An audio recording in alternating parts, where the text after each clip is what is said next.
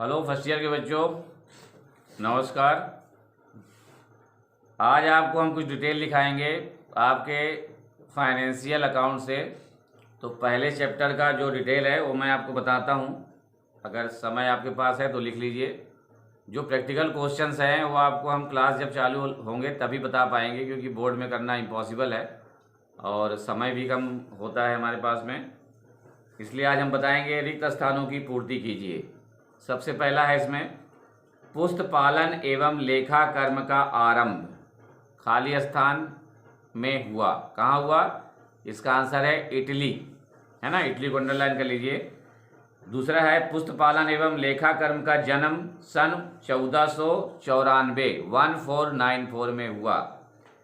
Next है third, पुस्त पालन एवं लेखा कर्म के जन्मदाता हैं लुकास पैसियोली। लेखा कर्म और पुस्तपालन के जन्मदाता कौन है? Lucas Pacioli. ये ध्यान रखिएगा, ये क्वेश्चन पूछे जाते हैं।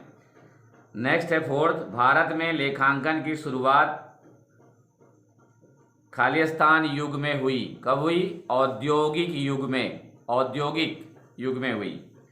नेक्स्ट है हमारा 5 वाला, भारत में लेखांकन मानक बोर्ड वर्ष 1977 में गठित हुआ।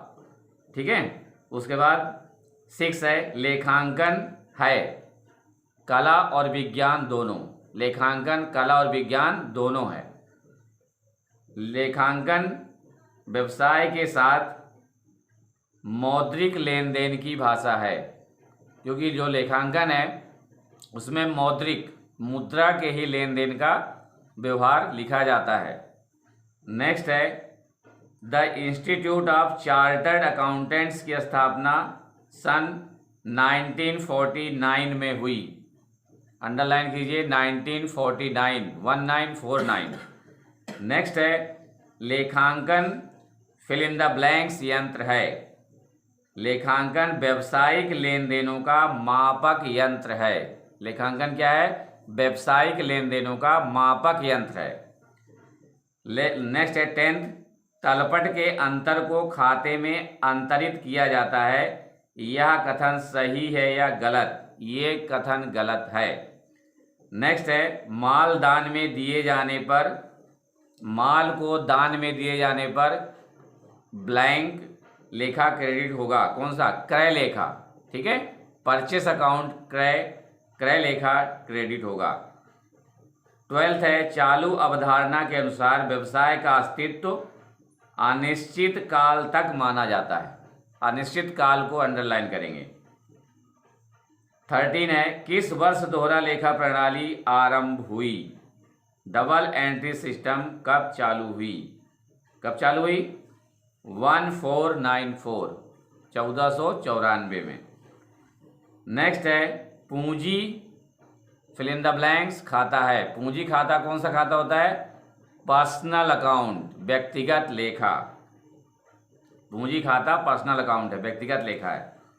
नेक्स्ट है 15, लेखांकन समीकरण द्विपक्षीय अवधारणा पर आधारित है। लेखांकन समीकरण द्विपक्षीय मतलब डबल एंट्री पर आधारित है ना। तो द्विपक्षीय को आप अंडरलाइन करेंगे। इसके बाद हम आपको एक मेन इंपॉर्टेंट लिखवा देते हैं,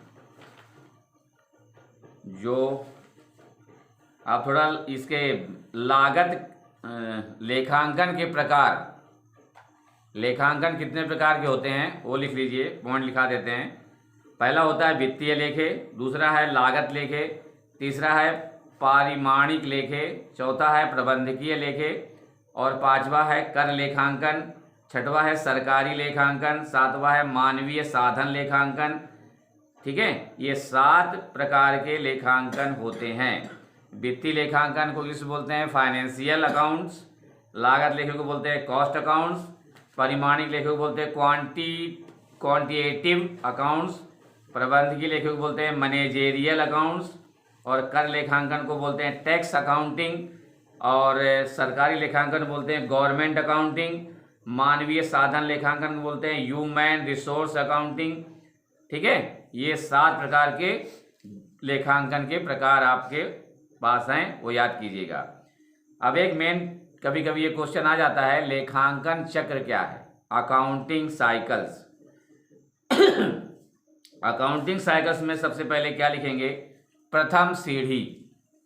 इसमें सौदों के प्रारंभिक लेखों की पुस्तकों जैसे जर्नल, क्रय बही, विक्रय बही, क्रय वापसी बही, विक्रय वापसी बही तथा रोकड़ बही इत्यादि को शामिल करते हैं। किसमें? प्रथम सीढ़ी में।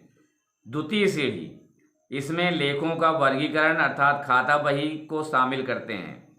तृतीय बही, इसके अंतर्गत खातों की शुद्धता की जांच करने